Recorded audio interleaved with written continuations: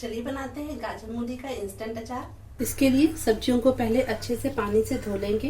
अब गाजर मूली अदरक को छील लेंगे। अब इनको जितने बड़े पीस आप रखना चाहते हैं उतने बड़े पीस में कट कर लेंगे।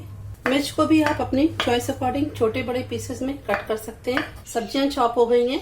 अब इन्हें हम 1 घंटे के लिए धूप में रख देंगे ताकि इसमें से सारा मॉइस्चर निकल जाए। अब अचार का मसाला तैयार कर लेंगे। इसके लिए लेंगे 2 बड़ी चम्मच सौंफ, 1 बड़ी चम्मच काली सरसों और 1 चम्मच पीली सरसों, 1 बड़ी चम्मच धनिया, 1 छोटे चम्मच जीरा, 1 छोटे चम्मच अजवाइन और आधी चम्मच मेथी।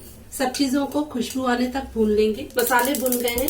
अब ठंडा करके इन्हें हम कोसली पीस लेंगे।